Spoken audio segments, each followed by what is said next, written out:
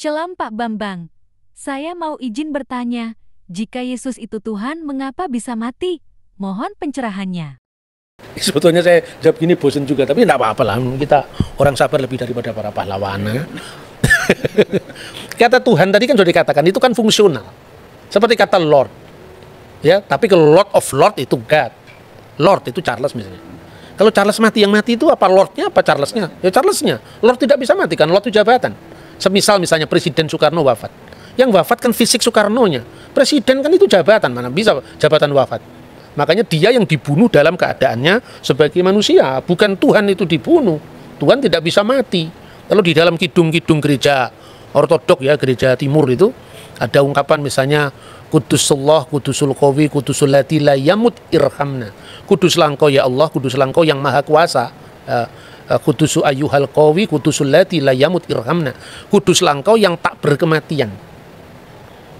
Ya, kasihanilah kami. Tapi ada rumusan yang berasal dari gereja-gereja non-Kaledonian yang berbunyi ya, Kudusulillah Kudusulil Qawi Kudus Kudusulillahi la yamut irhamna Kudusun Kudusun yaman sulibta anirhamna. Kuduslah Engkau ya Allah, Kuduslah Engkau yang maha kuasa, Kuduslah Engkau yang tak berkematian, yang disalibkan bagi kami, kasihanilah kami. Jadi Yesus itu tidak bisa mati sebagai firman Allah, tetapi disalibkan bagi kami dalam kemanusiaannya. Itu ayatnya clear sekali kok. Dan dalam keadaannya sebagai manusia dia telah taat, bahkan taat sampai mati, bahkan mati di kayu salib. Yang mati di kayu salib itu dalam keadaannya sebagai manusia. Diulang lagi, ini dari Filipi ya, Filipi pasal 2. Diulang lagi misalnya dalam 1 Petrus pasal 3 ayatnya 18. Dia yang dibunuh dalam keadaannya sebagai manusia.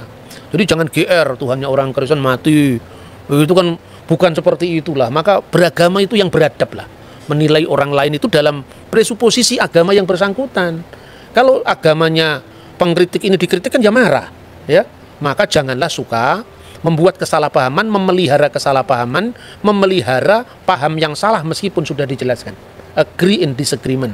Kita berbeda dalam, ya kita setuju dalam ketidaksetujuan. Kita memang berbeda, kita memang tidak sama, tapi kita bisa bersama-sama. Bahwa dalam setiap agama itu punya misi, punya dakwah, yang tidak usah dipersoalkan. Kalau di Kristen misalnya, Rasul Paulus pernah mengatakan, celakalah saya kalau saya tidak memberitakan Injil. Celakalah aku apabila aku tidak memberitakan Injil. Kemudian apa harus dicela? Wah, Kristen tuh hati-hati. Itu agama yang suka mempengaruhi orang lain. Setiap agama kan mempengaruhi orang lain. Lihat dulu Nusantara ini Hindu-Buddha dengan kejayaannya Majapahit itu. Kemudian karena dakwahnya para wali, kemudian menjadi Islam. Ya sekarang kalau misalnya ada orang Islam menjadi Kristen, ya biarkan saja lah. Itu kan hak asasi manusia. Tidak perlu harus ada gerakan anti pemurtadan. Murtad dan tidak murtad tergantung dari pihak mana kita melihat kan. Marilah kita berspiritualitas yang berbhinneka tunggal ika, berbeda-beda tetapi satu. Tidak usah usil dengan orang lain, apalagi itu orang yang agamanya sungguh berbeda dengan dia, tidak bisa dipahami menurut dia. Itu saya kira ya, semoga ini bisa mencerahkan. Pak, ini yang terakhir Pak, ayat-ayat mana yang membuktikan atau menyebutkan bahwa Yesus itu adalah Tuhan? Ya tentu banyak sekali ya. Misalnya Kisah Rasul pasal 2 ayat 36.